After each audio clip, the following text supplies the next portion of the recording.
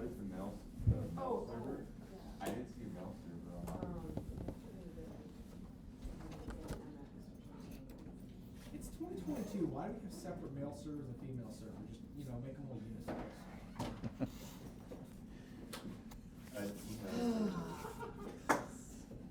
Little computer science humor started.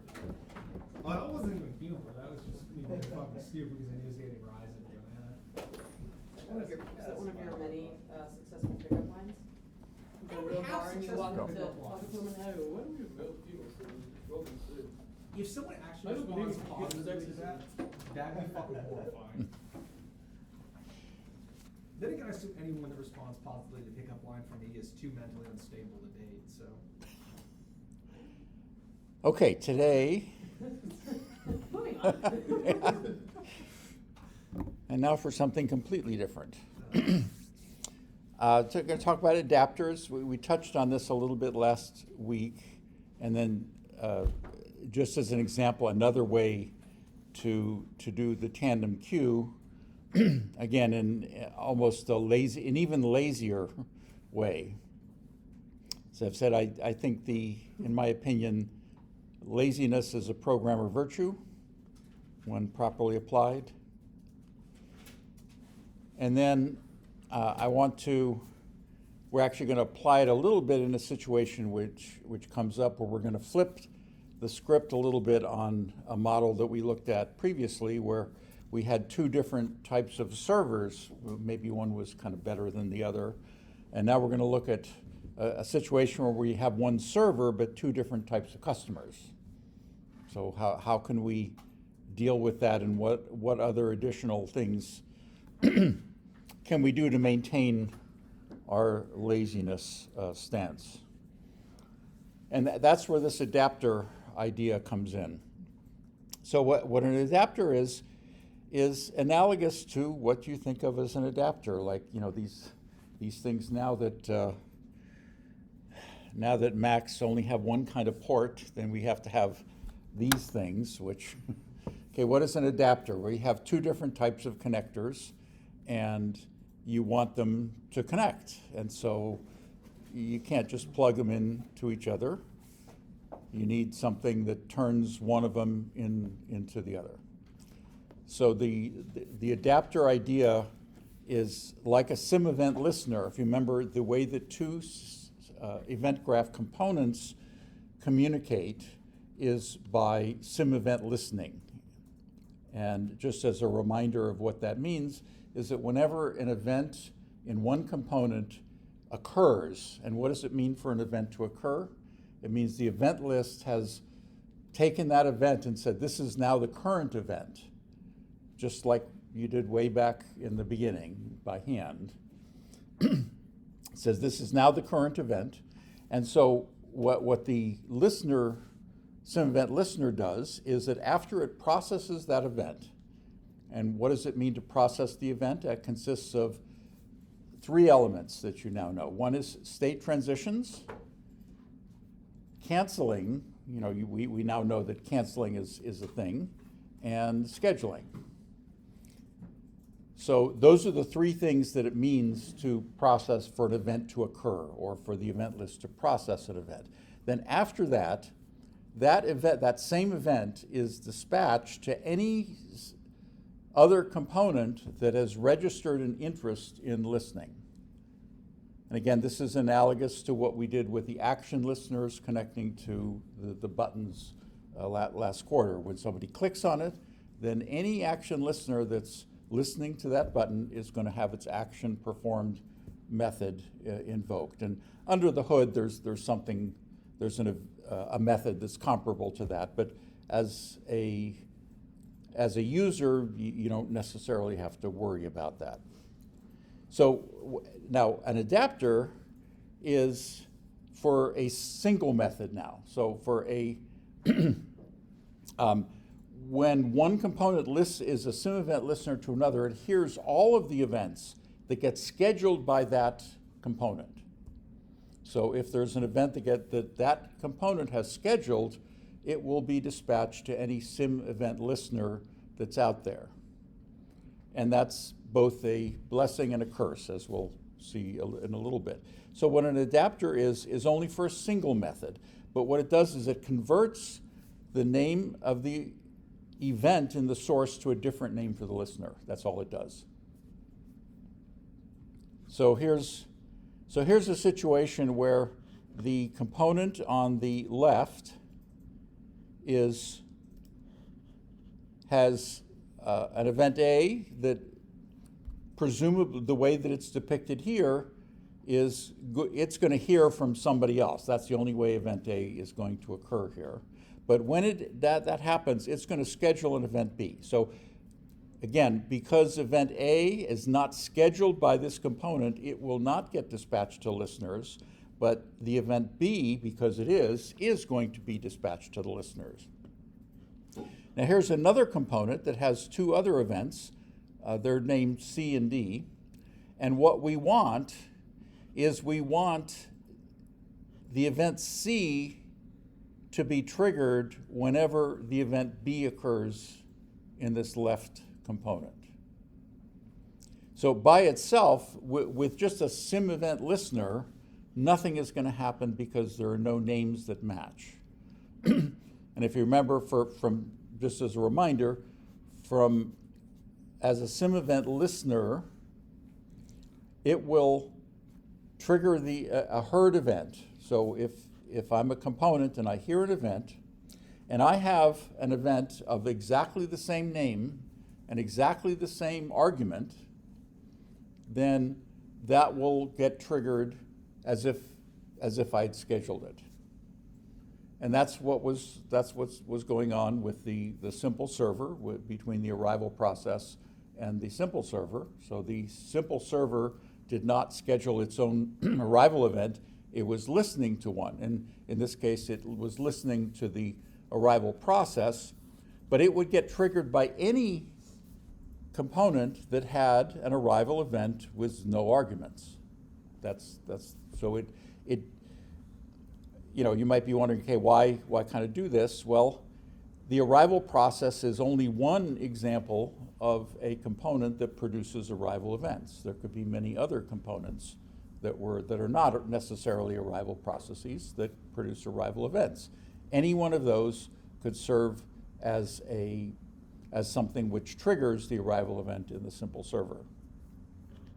Okay, but here we have a problem. And last week in one of the examples, I kind of deliberately made that problem and then alluded to the solution. Okay, so the problem is we want this event B here to trigger the event C. Now, why might this happen? Well, maybe we have two components in our library, and it turns out that in this particular case, this component on the left is exactly the right dynamic that we want in order to trigger the event, in this case C, that we want to trigger things. Last week in the example, the component, the server-like component, had an event called part arrival. Okay, why was it called part arrival? Because whoever was designing that, it was a reasonable name for the event.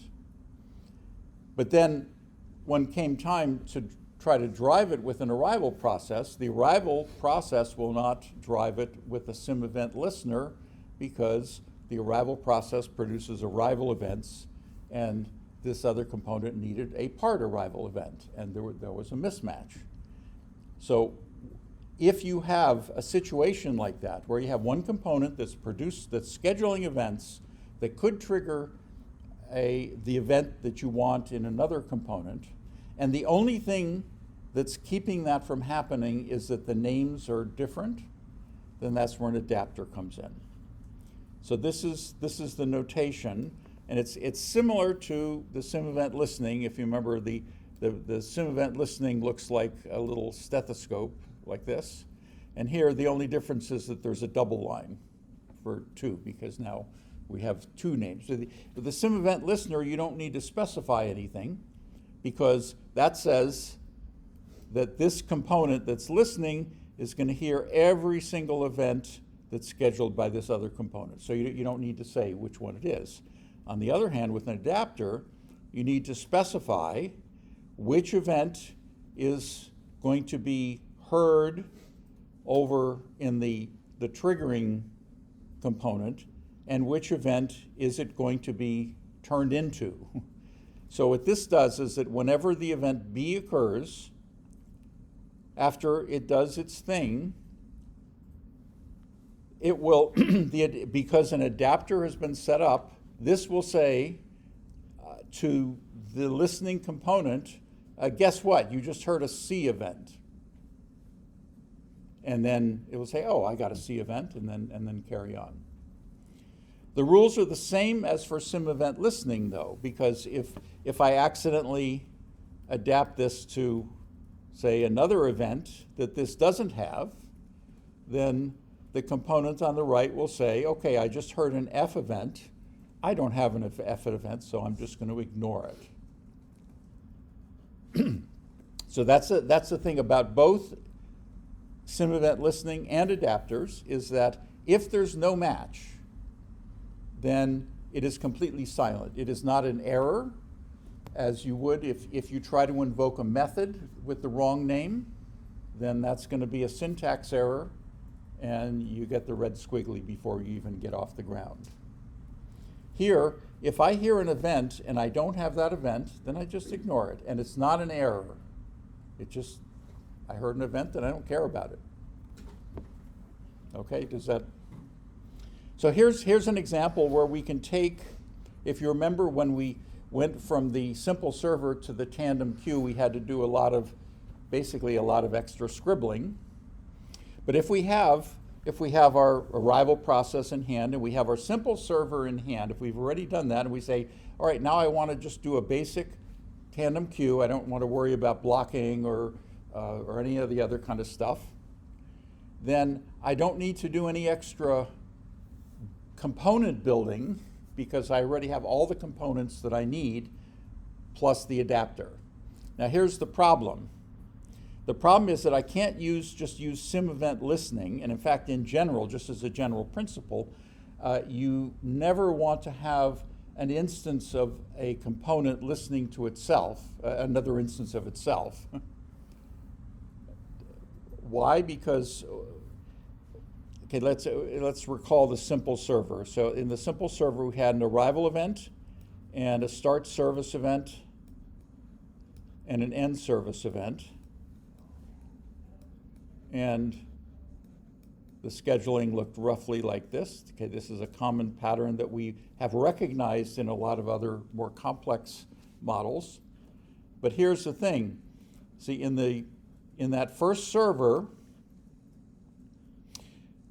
the arrival, okay, now the arrival is going to get triggered by the arrival process because that's just a plain old sim event listening thing. And it's going to schedule a start service. But over here in our simple server, it has a start service. So if we were just sim event listening, whenever we scheduled a start service in the first station, it would trigger a start service in the second station.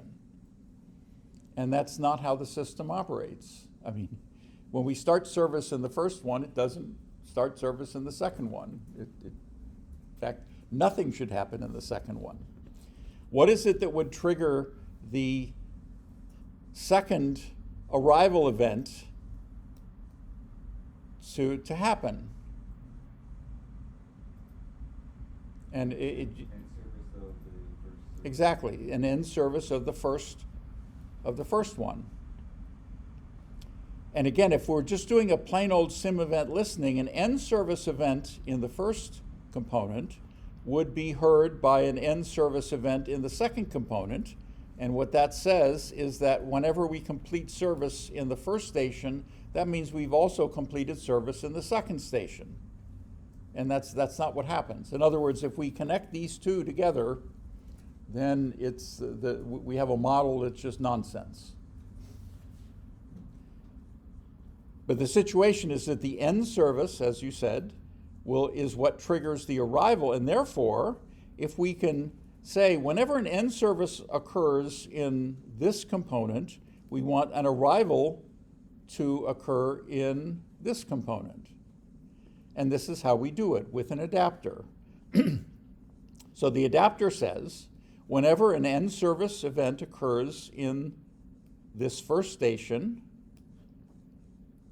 then after it does, it has its state transition where it increments the number of available servers, and then if there's a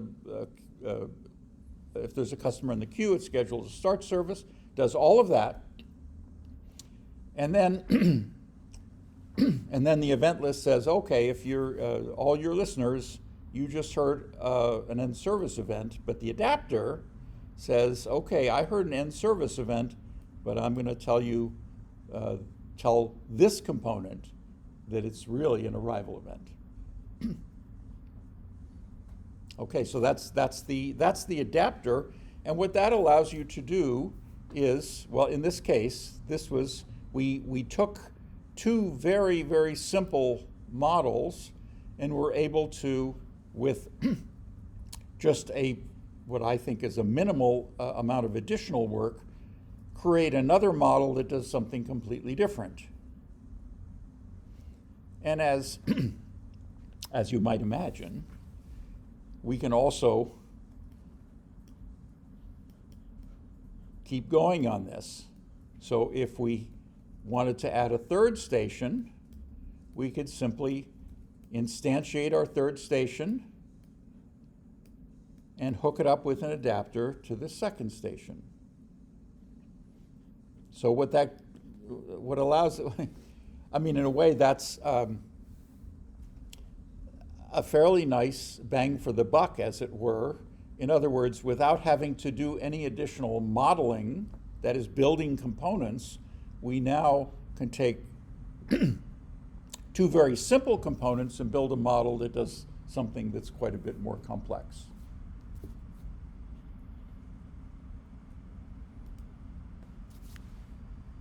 Okay, so now what we're going to be doing over the next period is just gaining some more experience in using this language of event graphs in using it to capture a number of different situations.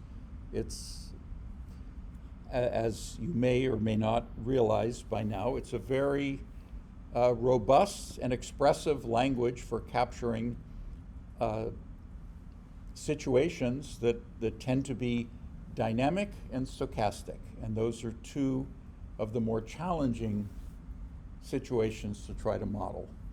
They are typically not able to be captured, just by a plain old computer program in whatever your favorite language is. Okay, so, and, rather than start with huge models, as I'm trying to build up our experience with this with simple models and then making them a little bit more complex as things go. And that, in my experience, has been a more reliable way of producing even a complex model. That is, start simple and keep adding features until it looks like something that you want, as opposed to trying to build the whole thing from scratch. Just a war story you may have heard of a number of years ago. Some folks got upset because there were so many of these different simulation models running around, and they wanted to build one simulation to rule them all, which worked out about the same as it did for a Sauron. And so what they... Does like get tossed in the lake of fire, or is that just a metaphor? Well, it was kind of a dumpster fire in the sense that they sucked all the money out of all these different models doing all different things and said, okay, we're going to build this one model, and it's going to be the one model that everybody's going to use, just like we all program in Ada now, right? Yeah. Right? Well, they said everybody had to program in Ada. Remember that? Well, you have to ask your grandparents about that. Yeah, that's what they said. You've heard about that, right? Well, anyway, so yeah, so it was called JWARS, and it was going to do everything for everybody, the one model to rule them all, and and they had They had some really smart people. They had a huge ton of resources. In fact, a couple of my former students were involved in some of the thing. That's not why it kind of went. It wasn't our fault, but and so they tried to build the whole thing from the whole thing all at once. And after a number of years and literally some billions of dollars, they had a model that kind of sort of did the same thing as what TACWARS did. And then after a while, people realized that okay, this was just going to be another Ada, and so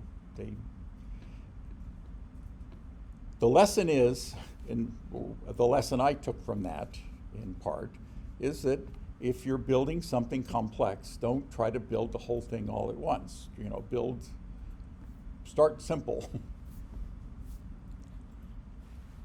Okay, so we've been looking at different variations on our multiple server queue, and this is another one. We've seen an example where we notice that, let's say in a machine shop where we have these fast and zippy machines and these old and clunky machines, and we like to use the fast and zippy ones, but we don't want to have parts sitting around, so if all the fast and zippy ones are busy, then we will put it on the slow and clunky ones.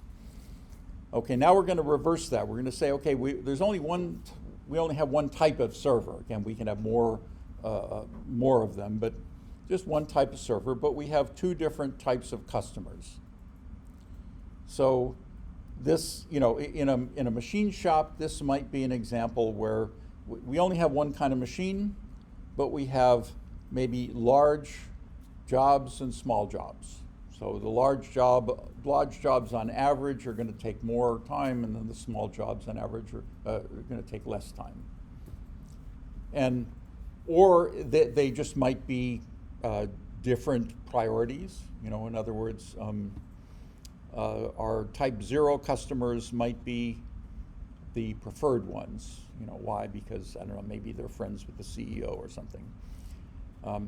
Okay, so in order to model this, again, we're going to assume that there's some kind of process that produces events that are going to inject the customers into this. And we'll see where adapters come into that later. But in terms of just the server, now, okay, what is it that makes the two customers different? As far as the basic model goes, it's just the service time. So if we're processing a customer of type 0, then it has one sequence of service times, and if it's a type 1, we have another sequence of service times.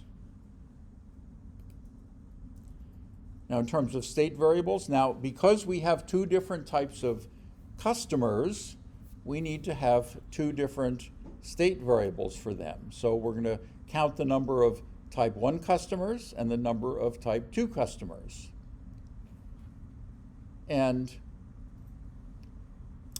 But as far as the servers go, we just have one pool of servers or machines, as the case may be. Okay, so, and again, here's,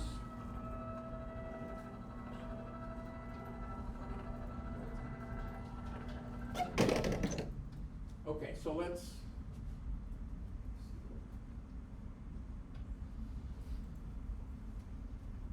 okay, so here state variables Q0, Q1, and S, and this was 0, 0, and K as usual. And so we can always start with our run event.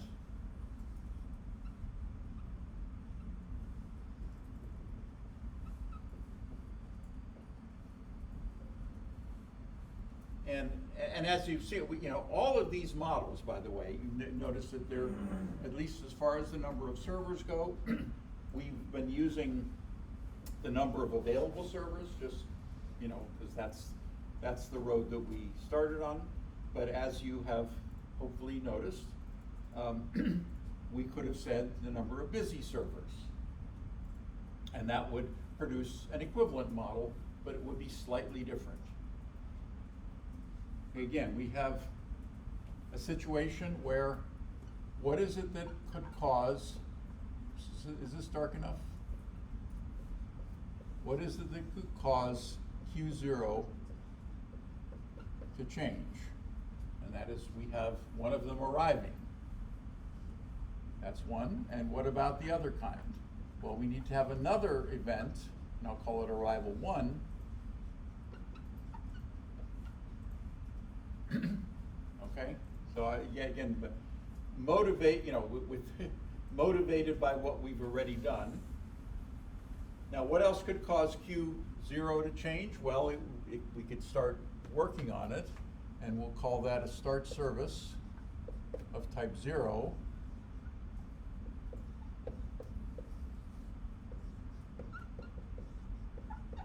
And correspondingly, one of type 1.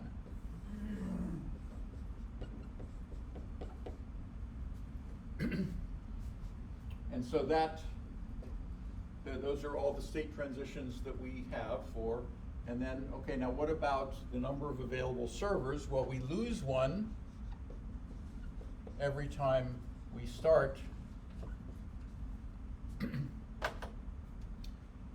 And now, okay, so now if you're just you might be tempted, and there's nothing necessarily wrong with it, to have an event that we end service on a type 0 and we end service on a type 1. You might be tempted to do that. But if you look at, there's no need for that because we only have one of these types of servers.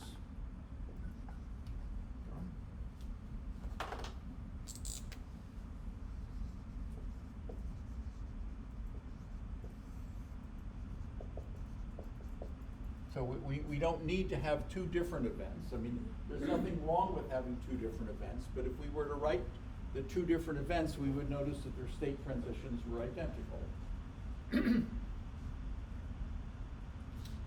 And so now,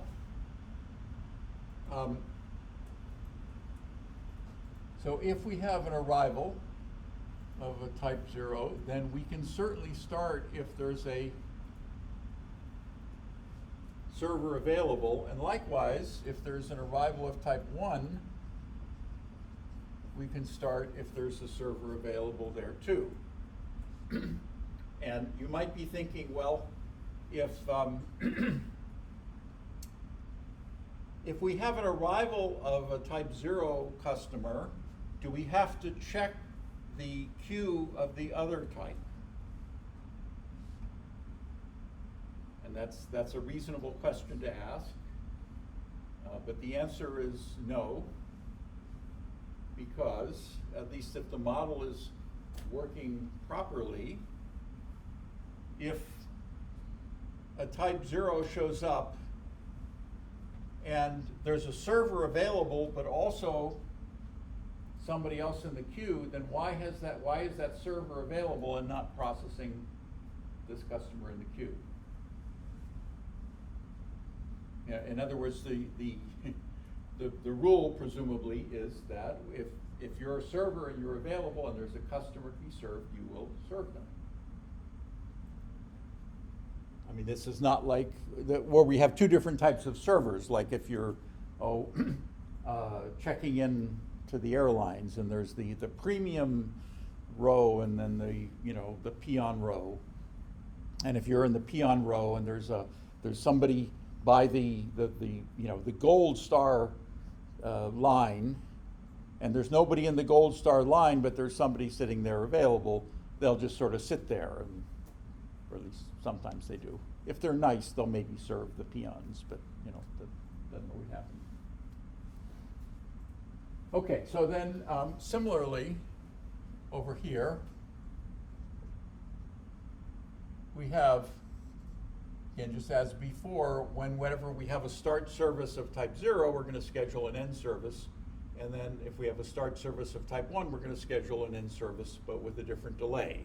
The delay being, here we know that this is going to be the service time of a type 0 because that's what we started on, just as this is going to be the delay of the service of type 1 because that's the kind we have started serving. Okay, so now things get a little bit tricky. You have to be a little careful here. And that's where the priority comes in. So if we, or the preference, if we prefer type 0, then that means that if I have an available server that is an end service event, then all I need to do is check to see, is there a type 0 in the queue? Because that's the and I don't even need to check the type 1s because again, I don't care about them so much. Okay, but we still at some point need to serve these type 1 guys, and so what's the condition for that? Well, the condition is if I'm not going to do it unless there's none of my preferred type and there is some of the non-preferred type. So the Boolean condition in this case is a compound one. And again, there's nothing wrong with that. You all know how to form Boolean expressions. And a Boolean expression can just be one simple one as we've been doing, or it could be a compound one as we have here. And in our next model, we're going to see some even more complicated ones.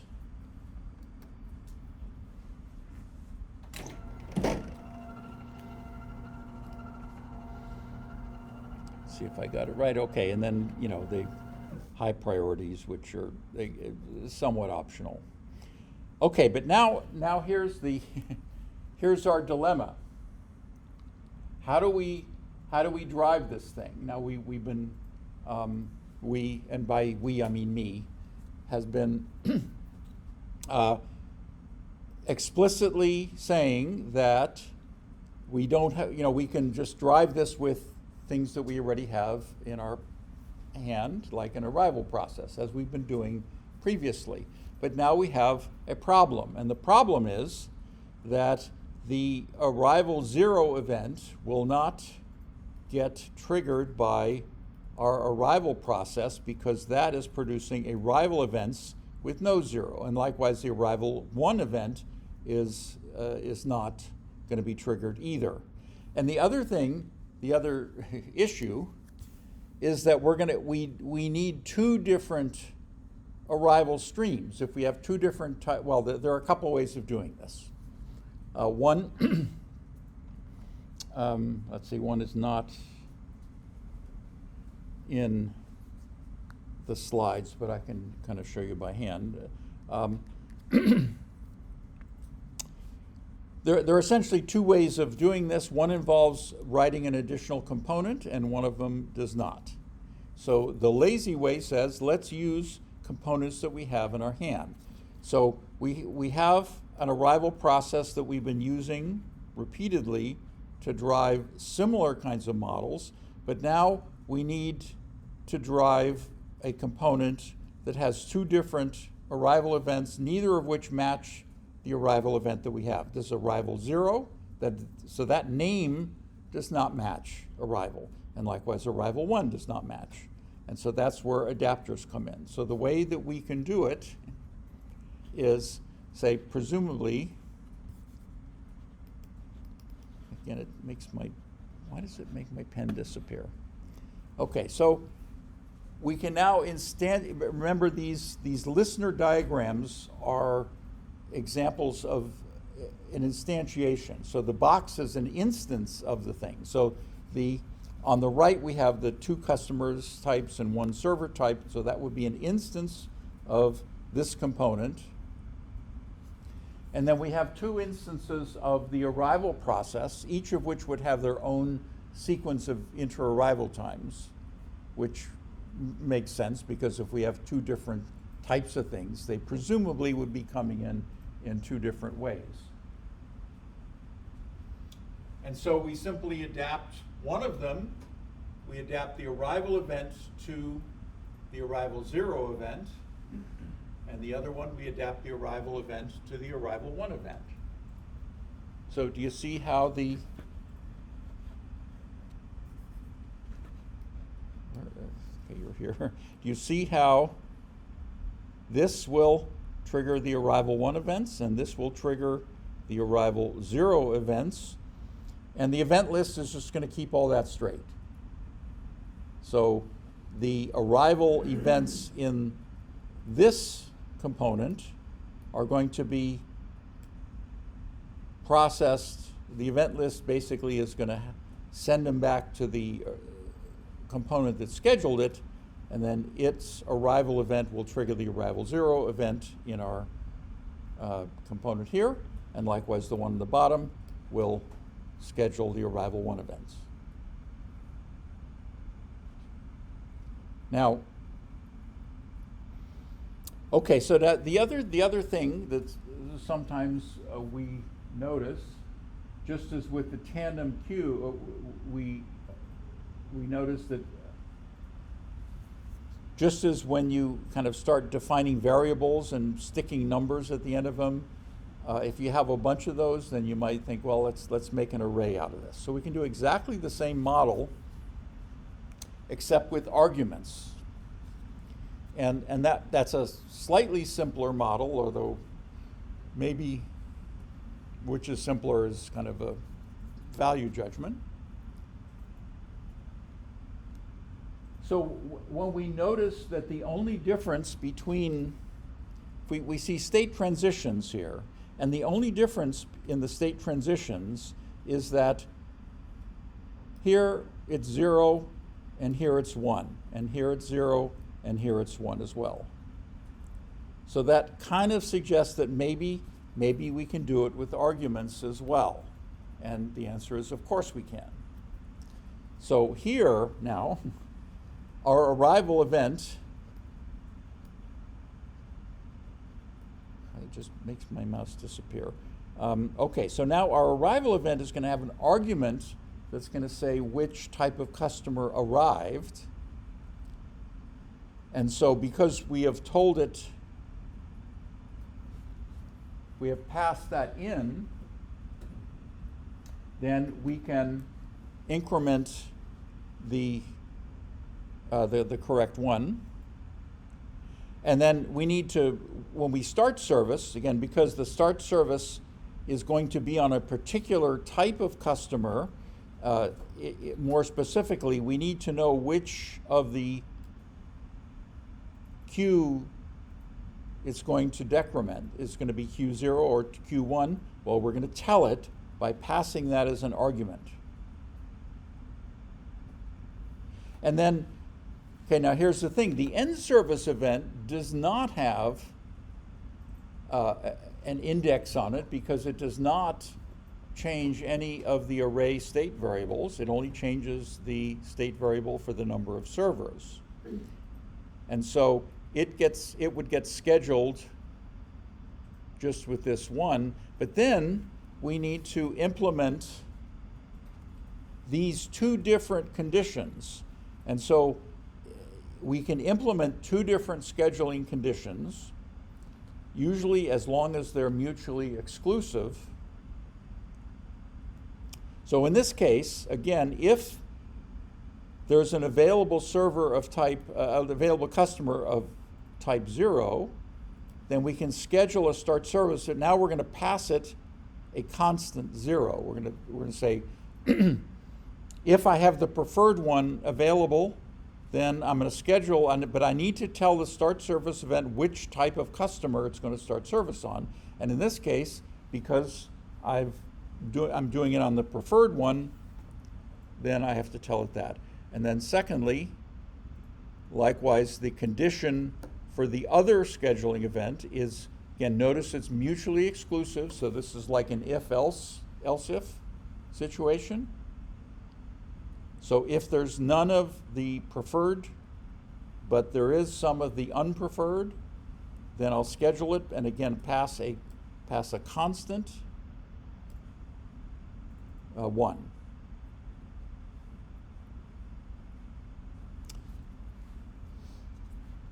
Now here's a situation where we cannot drive this component with an arrival process at all, even with an adapter. So even if we did an adapter, notice that the arrival event has the same name, but why won't an arrival process work with this?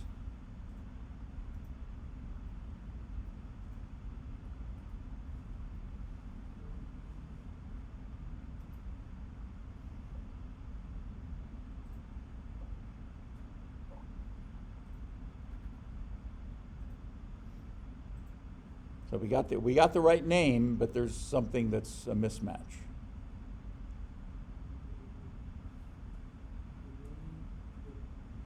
The name matches, but the arguments don't match. In other words, the arrival event produced by the arrival process. Where's my? Keeps hiding my mouse here. Okay, so the arrival event produces arrival. The arrival process produces arrival events with 0 arguments. This arrival event requires an integer argument. And so there's no adapting that can make that work. I mean, it's like if you have 2 completely incompatible circuits, they're simply incompatible. And okay, it's not on the slide, but we would have to do something similar to what we've done before.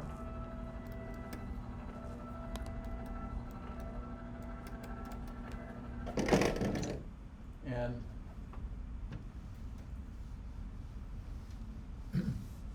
do a little bit of extra work, although we have done something similar to this. So, okay, so here's the situation where we have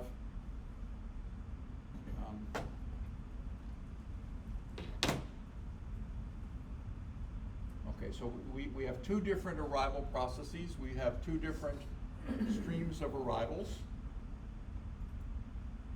And so there are a couple ways of doing this. The easiest would be to simply kind of redo, we could redo the whole thing and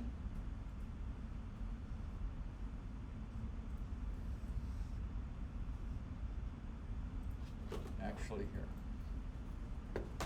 This would be the shortest distance .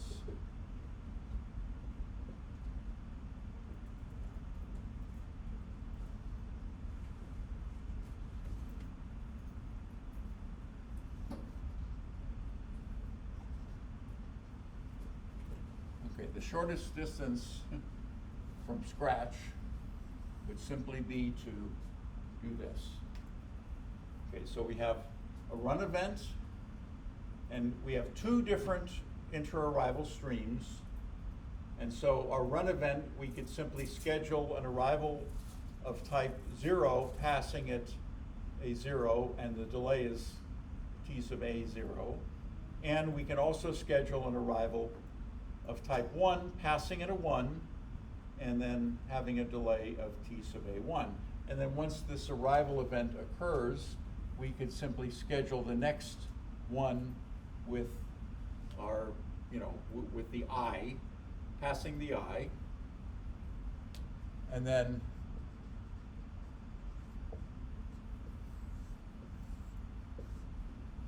now we can simply listen for that, so that this is going to be our component that was just mentioned. And now we don't have to adapt now, because the names are the same, and now the arguments are the same. So the arguments are the same, the names are the same, and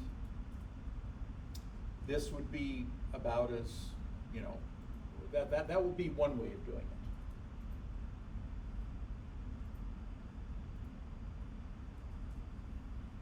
But we would need to do something like that. There are actually other ways of doing that, and since the recording is not going to show what I just did on the board, I will update the slides to include what I just wrote.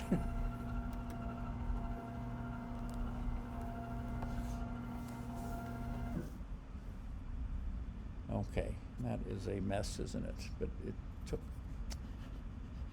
You can't see what's happening is it's hiding my mouse. I can't see where my mouse is, which is why it's such a mess. So I can't even find my mouse to kind of erase this, so.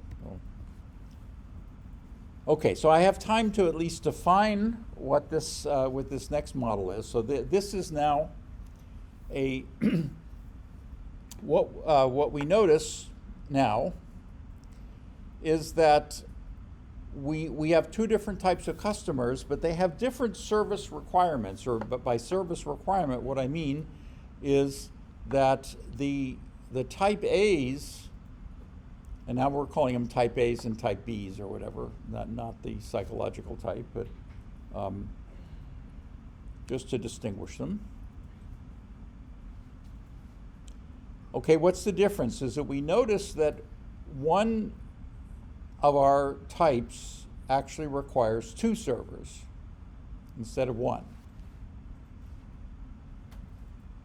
I mean, can you think of situations where that might be the case? New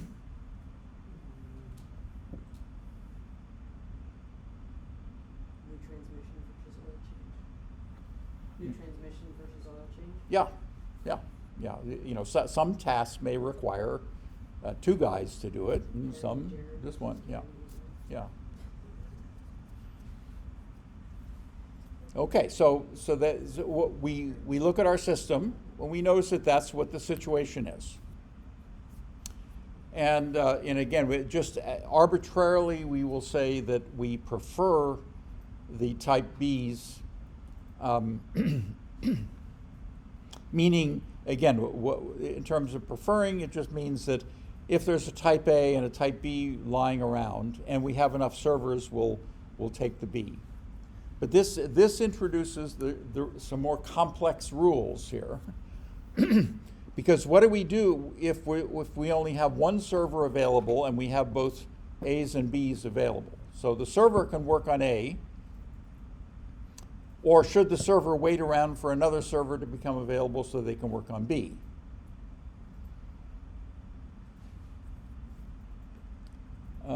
And we'll actually have to confront those, not today but tomorrow, because we're not going to get through this.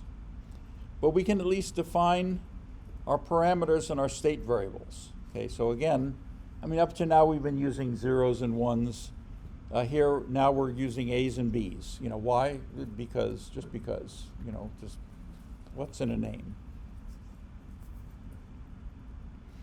Okay, parameter-wise, we have the number of servers, as before. We have service times for A and for B. And again, we're going to assume that we have some type of process by which we can drive this. In terms of our state variables, we have the number of available servers for just as before, and the number of servers of each type in the queue.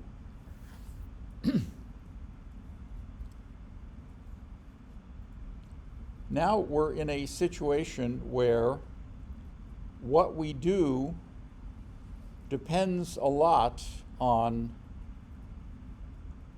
on what we've done. In other words, and I'll pick this up tomorrow.